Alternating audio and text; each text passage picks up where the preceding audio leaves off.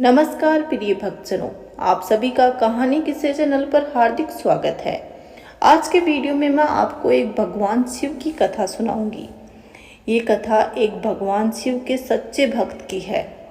तो आइए इस कथा को पूरे मन तथा श्रद्धा के साथ सुनते हैं।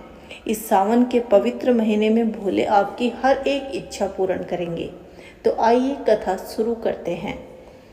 दोस्तों, भगवान शिव की महिमा अपरंपार है। शिव जी को भोले भंडारी के नाम से भी जाना जाता है। भगवान शिव अपने सच्चे भक्तों के कष्टों को हर लेते हैं। भगवान शिव ऐसे ही सच्चे भक्त की एक कहानी इस वीडियो में मैं आपको सुनाऊंगी।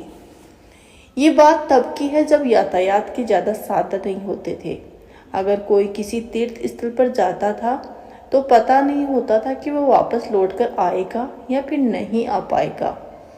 भगवान शिव का भक्त बहुत कठिनाइयों के बाद केदार धाम पहुंचा।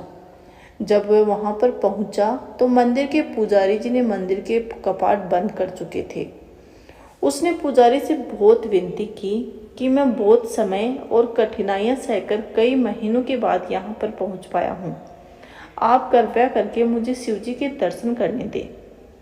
पुजारी जी ने बहुत ही विनम्रता से बोला कि इस मंदिर का नियम है, इसके कपाट 6 महीने खुलते हैं और 6 महीने बंद रहते हैं। अगर एक बार कपाट बंद हो गए तो 6 माह बाद ही खुलेंगे। अब आपको 6 माह बाद ही आना पड़ेगा।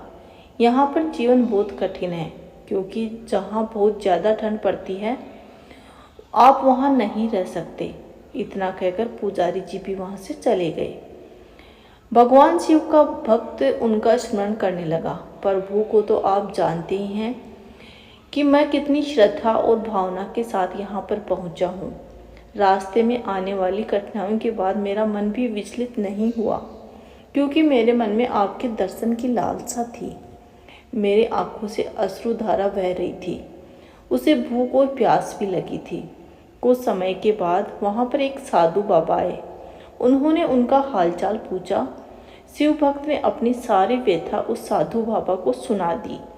साधु बाबा ने उसे पानी पीने और खाने को भोजन दिया। उसे हौसला दिया कि मुझे विश्वास है, कल मंदिर के कपाट और से खुलेंगे। साधु बाबा से बात करते हुए कब उस शिव भक्त को नींद आ गई उसे पता ही नहीं चला।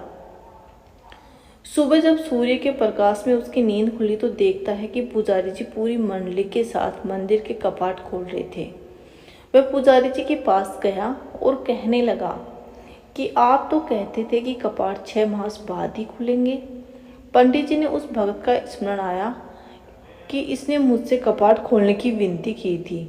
पंडित जी ने कहा कि मैं तो 6 माह बाद ही आया हूँ।